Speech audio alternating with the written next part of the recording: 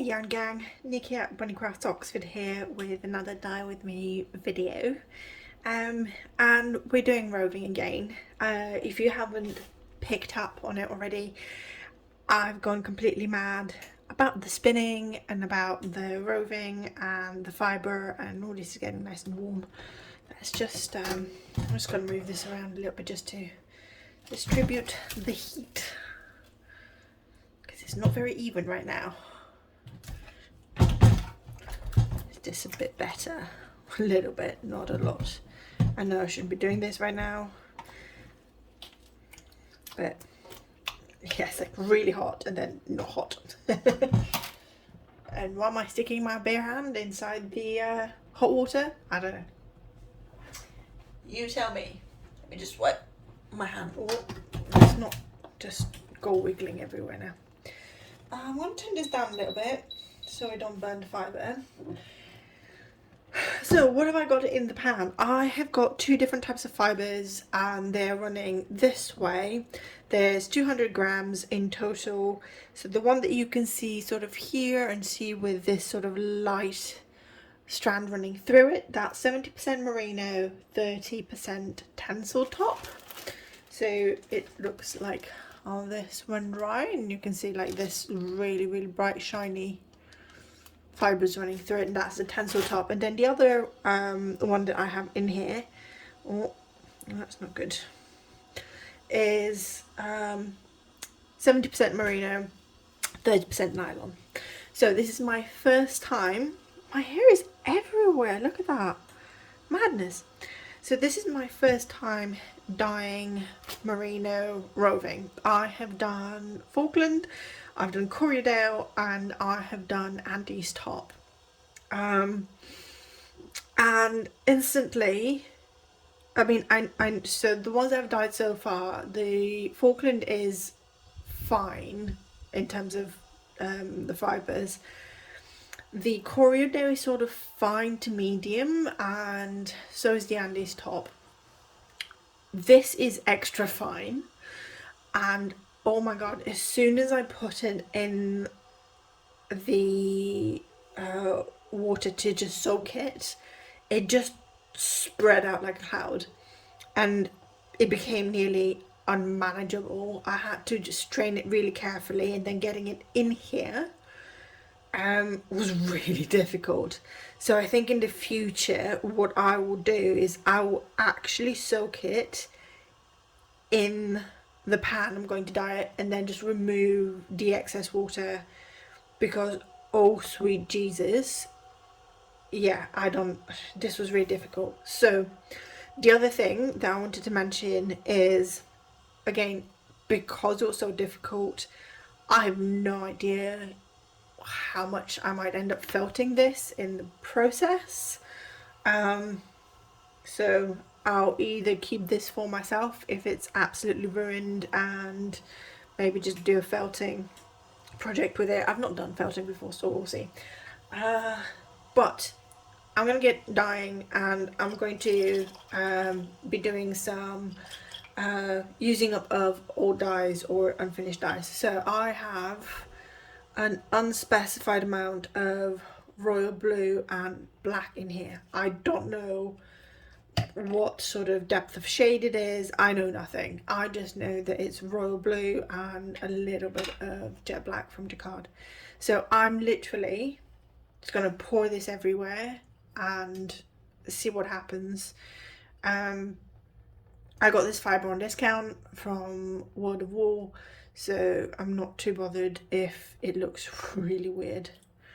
So yeah, I'm just looking for what happens with this fibre. How does it absorb colour? I love the way the blue strikes instantly. Right, next thing I have is a jar of Jacquard salmon and pink. Again, I don't know, it was leftover dye from other projects, so I just combined them together. I've tried to use it in other dye videos and it's just not been the right colour, but pinks and blues go. So I'm just going to some of that here, I'm going to add some of that here, add a bit down here. And there we go. So that's that. I'm going to use this and just gently tap it to see if I can spread some of this out and get some of this to mix. Maybe we'll get a nice purple somewhere along the way.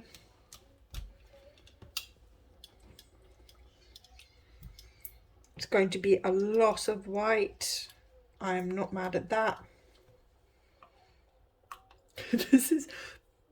I should have done this for the 4th of July. So right now this looks like the most sort of American colorway ever. I'm going to make it worse. So I have a 1% Jacquard Fire Red. I'm just going to add bits and pieces. Literally just dribs. I will dab it again, but there we go.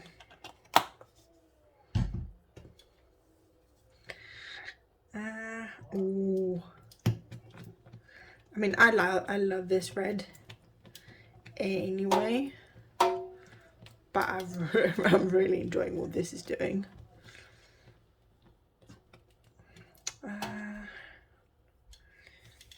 Tell you what, I'm going to lift and then drop, then lift and drop.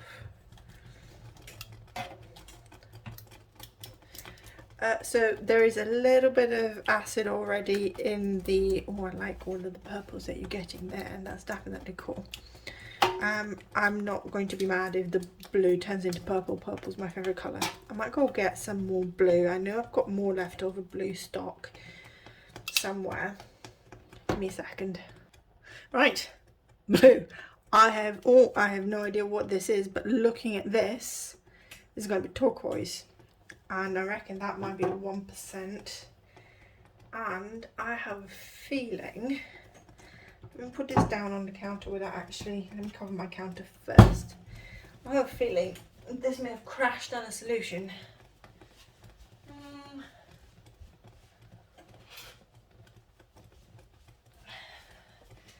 Get a spoon and give it a stir. It's alright. I think I'm just going to use the spoon to add this places. Yeah, this is definitely turquoise, and this is my 1% solution of it.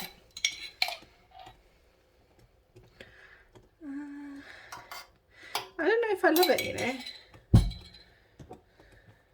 I have the spoon. I can use the spoon to dab, dab, dab.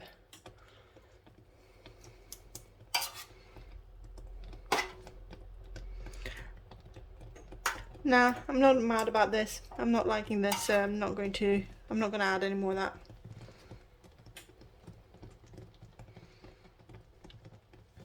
Well, I might not though. I just want to try something. Oh, this made in a purple. Look at that. Okay, so this mixed with the red makes a funky purple. That's good to know.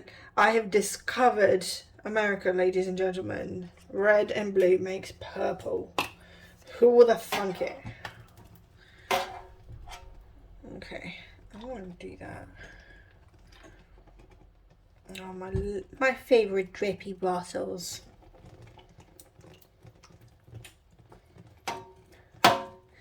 And then, because I do think a bit more purple never hurt nobody, I'm going to add this and mix it to get me purple. And up here where I don't much like it, I'm going to add some of that. Still dripping everywhere. And get more purple.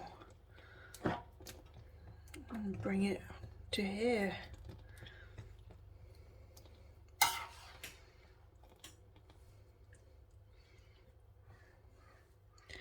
going to move things around a little bit to allow some of this colour to penetrate between the folds. I'm going to tip it this way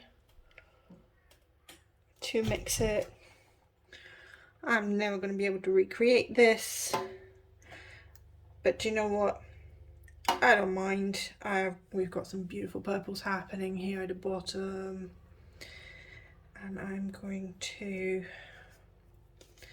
do this. We don't want to ignore the corners, do we? So we've got some nice deep reds,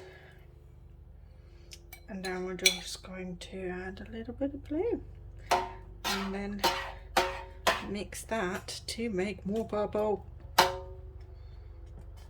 Oh,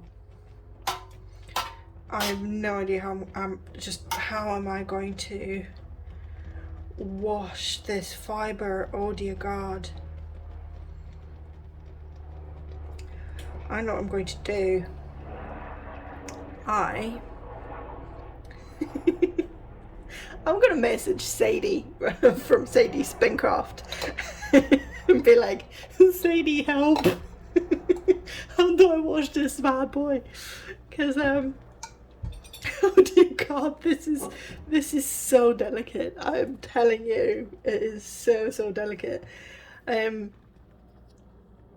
me know. So this is the other thing I'm curious about is, do people just sort of how do you rinse this? Do you even rinse this, or do you just dry it? Then once it's yarn, you recommend that, you know, oh God, look at my blue fingers now. You recommend that people rinse the yarn very thoroughly to get rid of any excess dye, or like what do you do with this? Because I swear to God, this is so fine. If I was to manipulate it anything beyond this, and I may have already manipulated it too much, I fear it's just going to felt, and it's just going to turn into a hard ball of just nothing. Yeah, let me know. I'm just moving this around because there's like a lot of colour here, but not a lot of, yeah. Oh my God, I love that we've got some areas that are like really bright red and a bit of blue, and then the rest of it is just like 50 shades of purple. Not to be confused with 50 Shades of Grey, which oh my God. So I went to close my red bottle and it literally looked like someone's been murdered. It sprayed everywhere. Okay, right, I want to leave this to sizzle away until the end of my work day, which is in about 3 hours from now. I will actually just leave it for half an hour and then I'll turn it off and let it cool. But you know what I mean. And then the other thing is, yeah, I'm just going to let this cool overnight and not touch it. I will see you when this is dry, and I will either be in tears because I've ruined it, or I'm going to be ecstatic because I've actually not ruined it and Sadie has saved me. Oh, sorry. I will bleep that. Save my bottom. Okay, speak to you later. We have roving. Oh, isn't it beautiful? I'm really pleased with these, although I'm also a little bit upset with them. But before I talk a little bit more about these, I wanted to send a massive thank you to Sadie at Spincraft. You'll be able to find her YouTube channel down below. I'll also link her Instagram. Go and say hello to her, send her some love. She's an amazing lady, and she really helped with rinsing these. So I was essentially thinking along similar lines, but I really did get freaked out by the way that this behaved once it was popped in the water. Sadie did mention that the nylon that is in the 70% merino, 30% nylon roving, so this one, is part of the reason why it's behaving in this way, but also because it's extra fine merino roving, the fibers just sort of turn into clouds in the water. So yeah, with this one I had some it's not felting, it's So this is the one that's again 30% merino and then no, 70% merino and then 30% tencel, and that's what that line is, that fibre running through it is. So I need to, oh, this is so beautifully braided. I almost don't want to unbraid it. Oh yeah, I don't have to. So here it just sort of split and it turned into, if I was to unbraid this, and honestly I don't want to because I don't want to keep rubbing the fibre too much, it basically just spread out and it's like this. It's like pre-drafted almost. It's a little bit, so this one's a little bit hard in the corner to draft, so it has what do you call it? It has felted a little bit. I mean, once you kind of start it, it'll be fine. So this one is definitely going to need some preparation. It might need a little bit of carding. I don't really know. Yeah, it will draft. It's just the corners, and I always find that these can get a little bit felted. The rest of it is honestly, it's absolutely fine. There's nothing wrong with it. It's just the edges. I have never really worked with anything that has a tencel like this in it before, so I don't know how that's affecting it. But yeah, like it's manageable.